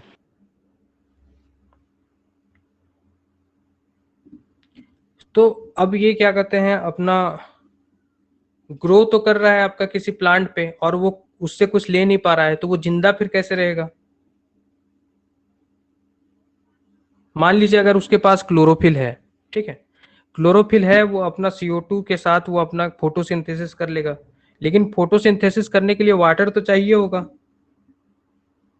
ठीक है, न्यूट्रिएंट्स, माइक्रो न्यूट्रिएंट्स चाहिए होंगे, वो कहाँ से फिर एब्जॉर्ब करेगा?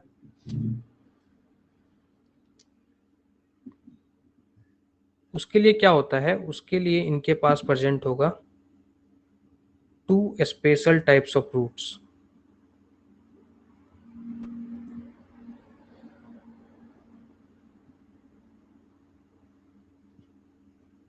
ठीक है, कौन कौन से रूट्स होते हैं? एक होता है आपका एरियल रूट्स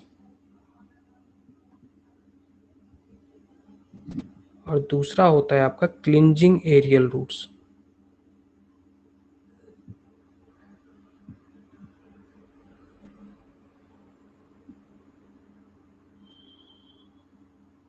ओके, जो एरियल रूट्स होते हैं ये क्या करते हैं, ये करते हैं आपके एब्जॉर्ब, किसको? मॉइस्चर को, absorb moisture from the atmosphere.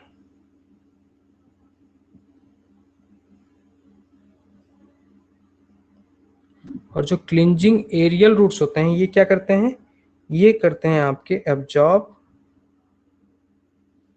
Nutrients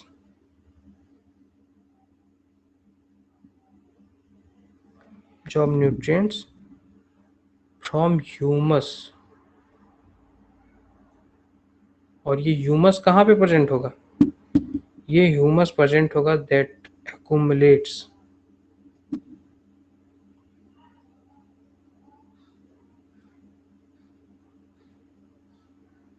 in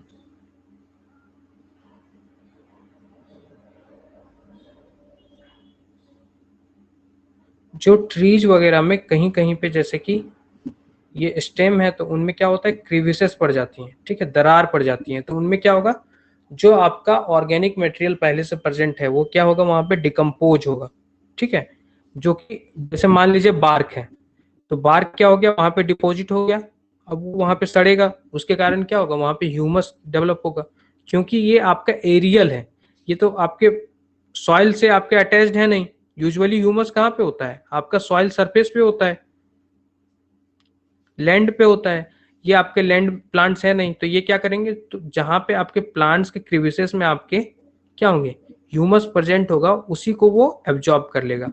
ठीक है, या तो फिर ये कहां से कर सकता है, आपका लीफ के सरफेस पे जब आपका लीफ सरफेस पे जो आपका एक्यूमुलेशन होगा तो वो वहां से भी एब्जॉर्ब कर सकता है ह्यूमस को, ठीक है, और न्यूट्रिएंट्स को, ठीक है। तो ऐसे रूट्स जो ये एब्जॉर्ब करेंगे उनको हम लोग क्या बोलते हैं, क्लिंजिंग एरियल रूट्स, ठीक है। और जो आपका एब्जॉर्ब करेगा मॉइस्चर फ्रॉम एटमॉस्फेयर उसको हम लोग क्या बोलेंगे, एरियल रूट्स।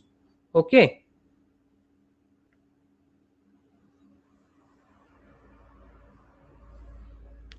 क्लियर है ये दो टाइप के रूट्स आप लोगों को? कोई यस डाउट? सर। किसी को कोई डाउट दोनों रूट्स में? सर एक बार क्लींजिंग रूट दोबारा बता दीजिए। क्लिंजिंग रूट्स क्या होती हैं, वैसे रूट्स जो आपके न्यूट्रिएंट्स को एब्जॉर्ब करेंगे। एक आपका यहाँ पे एरियल रूट जो है ये क्या कर रहा है, आपका मॉइस्चर एब्जॉर्ब कर रहा है, लेकिन जो क्लिंजिंग एरियल रूट्स है ये क्या कर रहा है, न्यूट्रिएंट्स एब्जॉर्ब कर रहा है। मेनली न्यूट्रिएंट्स किस फॉर्म में, आपका जो माइक्रो न्यूट्रिएंट्स होते हैं, जैसे कुछ कार्बन ही एब्जॉर्ब करना हो जो कि आपका ह्यूमस में प्रेजेंट है, ठीक है। ह्यूमस यूजुअली होता क्या है, जितने भी मिनरल्स मटेरियल होते हैं, कार्बन सोर्स होता है, उनका एक तरह से फर्मेंटेड डाइजेस्टेड फॉर्म होता है, ठीक है। सिंपलेस्ट ऑर्गेनिक मटेरियल का डाइजेस्टेड फॉर्म जो होता है उसको हम लोग बोलते हैं ह्यूमस, ठीक है। तो उनसे वो सिंपलेस्ट सब्सटेंसेस को अपना एब्जॉर्ब करेगा और उसको फिर यूटिलाइज करेगा अपना ऑर्गेनिक कार्बन जो भी उसका प्लांट का फॉर्म है उसको फिक्स करने में, ठीक है। तो वो तो क्योंकि ये प्लांट जो है आपका एयर प्लांट्स है, ठीक है, अबॉव द लैंड प्रेजेंट है, तो वो तो जाके आपका लैंड से ये सारे मटेरियल लेगा नहीं, क्योंकि ह्यूमस तो मेनली आपका टॉप लेयर ऑफ सॉइल पे प्रेजेंट है। तो जब वो वहां पे जा नहीं सकता है तो कहाँ से लेगा, जहां पे क्रिविसेस प्रेजेंट है प्लांट में, ठीक है। जैसे ट्री है, यहाँ पे दरार प्रेजेंट है, ठीक है, यहाँ इस वाले ब्रांच पे आपका एपिफाइट प्रेजेंट है, तो ये आपका क्लिंजिंग रूट्स यहाँ पे आएगा, यहाँ तक ये इसको एक्सटेंड करेगा, ये यहाँ से फिर आपका क्या करेगा, मटेरियल को एब्जॉर्ब कर लेगा, ठीक है। अब क्लियर है शिवानी? Yes sir. ओके, एक चीज यहाँ पे याद रखना है कि जो एपिफाइटिक प्लांट्स होते हैं ये क्या कर सकते हैं, ये क्या होते हैं, they can not be found in arid और desert area, can not grow in arid और डेजर्ट एरिया। क्यों, ऐसा क्यों?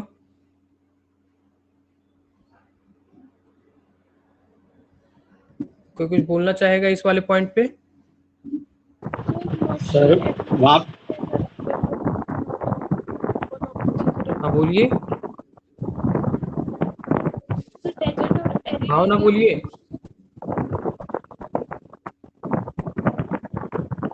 एरिड एरिया में क्या होगा, एरिड और डेजर्ट एरिया में मॉइस्चर और वाटर तो पहले ही कम होता है, लेकिन इन लोगों को अपने डेवलपमेंट के लिए मॉइस्चर एटमॉस्फेयर से चाहिए अच्छे से डेवलपमेंट नहीं। Yes yes, very good. ये जो एरियल रूट्स होते हैं इनमें क्या होता है, इनका मॉडिफिकेशन इसलिए हुआ है ताकि वो मॉइस्चर एब्जॉर्ब करे, कहाँ से, एटमॉस्फेयर से। और जो डेजर्ट एरिया होता है, एरिड एरिया होता है, इनमें आपका मॉइस्चर लेस होते हैं एटमॉस्फेयर, ठीक है, ड्राई एटमॉस्फेयर होता है, ठीक है, ड्राई एटमॉस्फेयर होता है यहाँ पे। तो ऐसे कंडीशन में ये ग्रो नहीं कर सकते हैं क्योंकि इनको मॉइस्चर मिलेगा ही नहीं, ठीक है। मतलब कि ये मेनली ग्रो कहाँ पे करेंगे, दे mainly grow in tropical areas, ठीक है, जहां पे हमेशा ह्यूमिड कंडीशन रहती है, रेगुलर इंटरवल पे आपका रेन शॉवर्स होती रहती हैं, ठीक है, mainly grow in tropical areas.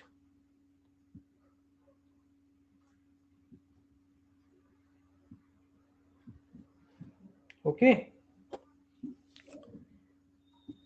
जो मेजर एपिफाइट होते हैं वो यूजुअली आपके, आप लोग जब पढ़ेंगे liverwort, mosses and fern, mainly वही होते हैं मेजरली, लेकिन आपका एंजियोस्पर्म में भी कुछ मेंबर्स हैं जो आपके एपिफाइट्स हैं, ठीक है, लिवरवर्ट्स, मॉसेस एंड फर्न्स, ठीक है। कंफ्यूज नहीं करना है, अगर क्वेश्चन दे देगा तो ध्यान रखना है कि लिवरवर्ट, मॉसेस एंड फर्न्स भी क्या होते हैं, एपिफाइट्स होते हैं। ये क्या है, कॉमन एपिफाइट्स हैं।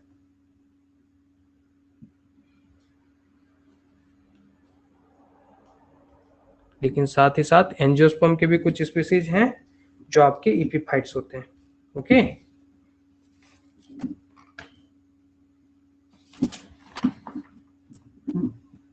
अब इसके बाद हम लोग देख लेते हैं सेप्रोफिटिक एंजियोस्पर्म। सर दूसरे नंबर पर क्या है उसमें, फर्न के ऊपर? मॉसेस, मॉसेस ब्रायोफाइट्स में आप लोग मॉसेस पढ़ेंगे। Okay sir. हम लोग देख लेते हैं अब सेप्रोफिटिक एंजियोस्पर्म।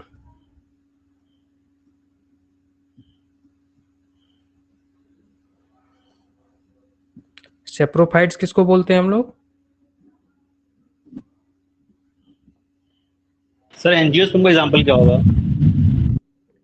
क्या एंजियोस्पर्म का एग्जांपल एपिफाइट्स में? Angiosperm, yes sir.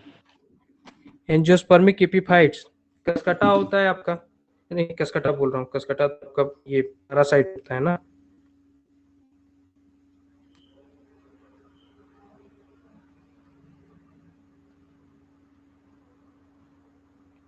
Angiospermic epiphytes आपके हो जाएंगे, 1 मिनट में बता रहा हूँ आपको।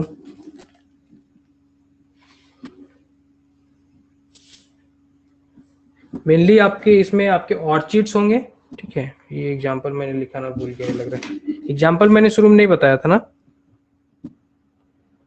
नहीं सर। इसके एग्जांपल लिख लीजिए। मेनली जो ऑर्चिडेसी फैमिली होती है, जो ऑर्चिड्स होते हैं, ठीक है, ऑर्चिड्स। और आपका एक होता है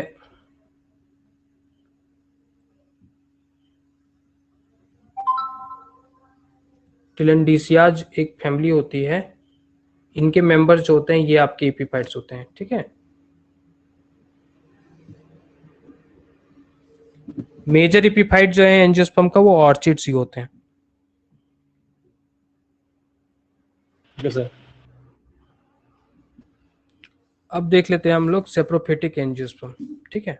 सेप्रोफाइट्स क्या होते हैं आपके?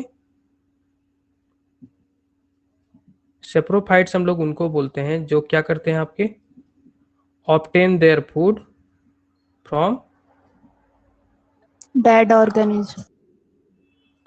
डेड एंड डिकेइंग मैटर, ठीक है। Their food from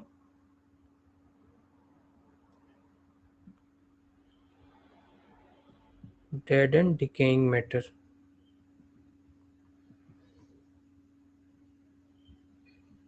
just like bacteria और फंजाई, मेजर यही होते हैं आपके सेप्रोफाइट्स।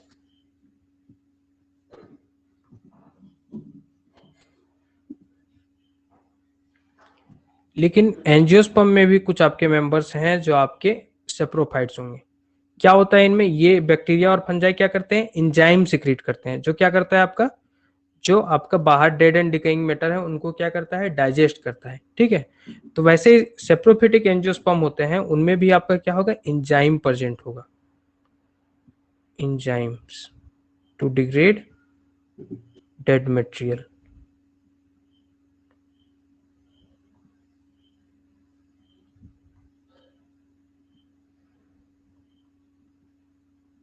ओके, एग्जाम्पल क्या है, एग्जाम्पल है आपका मोनोट्रोपा,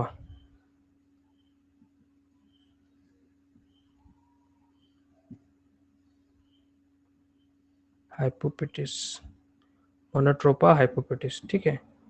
इसका कॉमन नेम है आपका डचमैन्स पाइप।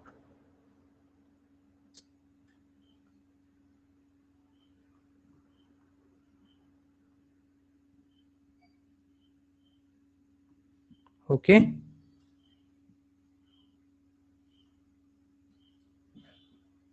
क्लियर है सभी को? Yes sir. अब इसके बाद था आपका इंसेक्टिवोरस प्लांट।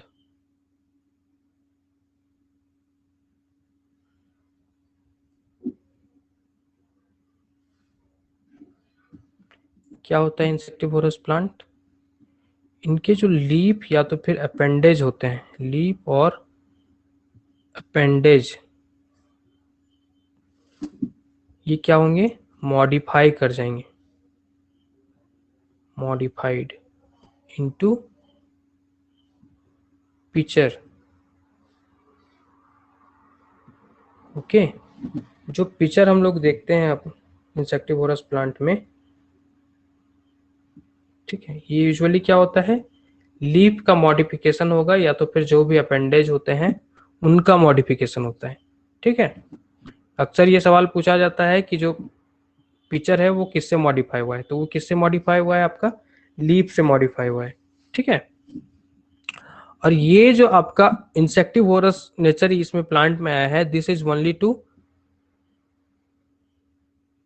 किस लिए होता है ये? नाइट्रोजन के लिए। To get the nutrient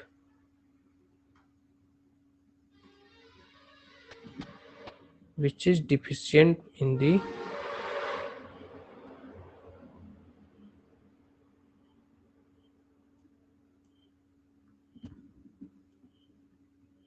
in its surrounding।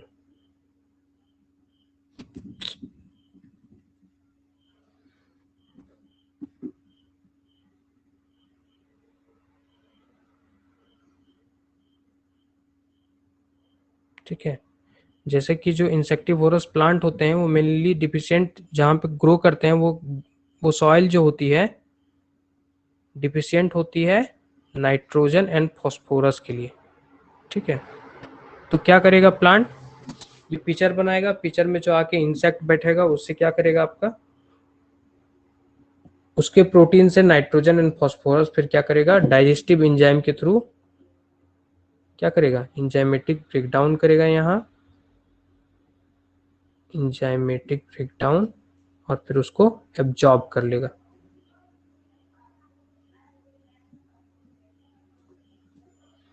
Okay,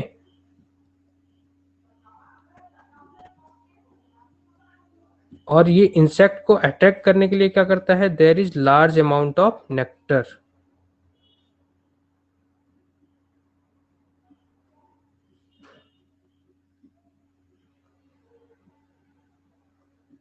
और क्या फीचर होते हैं इस प्लांट के? इनमें होता है सेंसिटिव हेयर्स,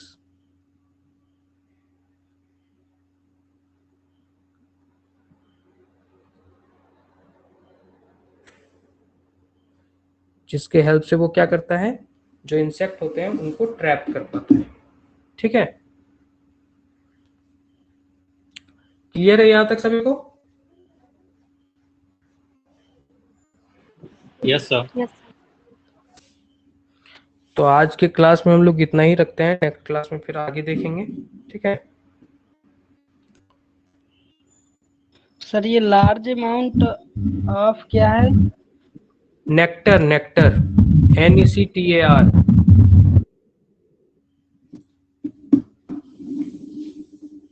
यूजफुल लगा क्लास आप लोगों को या फिर नहीं लगा?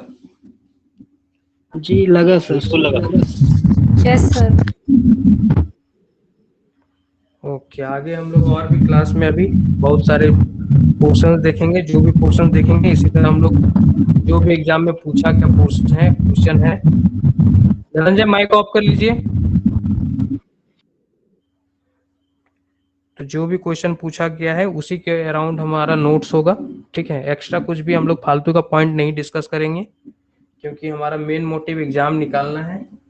बाकी चीजें बुक में पढ़ के हम लोग बाकी टाइम भी सीख सकते हैं, लेकिन अभी हमारा मेन फोकस क्या है? एग्जाम है। ठीक है, तो उन चीजों पे हम लोग ज्यादा फोकस करेंगे जो एग्जाम में पूछा जाएगा।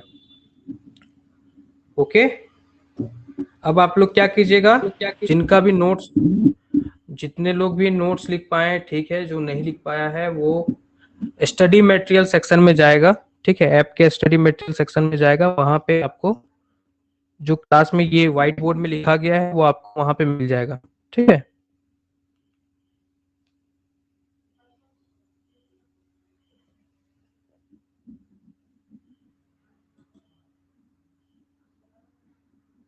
हाँ वही मैं बता रहा हूँ, इसका PDF कहाँ से मिलेगा? वहीं पे मिलेगा। आपका स्टडी मटेरियल जो सेक्शन है वहां पे आपको मिल जाएगा, ठीक है। ऐप स्टडी मटेरियल सेक्शन में आप जाके खोलिएगा तो वहां पे आपको मिल जाएगा मटेरियल। सर रिकॉर्डेड क्लासेस भी पड़ी होंगी उसमें? कहाँ पे रिकॉर्डेड क्लासेस पड़ी हुई हैं? कहाँ से मिलेंगे सर? रिकॉर्डेड क्लासेस आपको कल से मिलेंगी, ठीक है, आप उसके लिए परेशान मत होइए। अभी रिकॉर्डेड क्लासेस आपके बैच में नहीं हुई अभी है। जो ओके सर। आज वाली क्लास है, अभी जो क्लास हुई है इसी का रिकॉर्डिंग वो अवेलेबल हो जाएगा, ठीक है। अगर आप बाद में उसको देखना चाहें या तो फिर जिनका भी छूट गया हो आप उनको देख के फिर से अपना रिवाइज कर सकते हैं, ठीक है।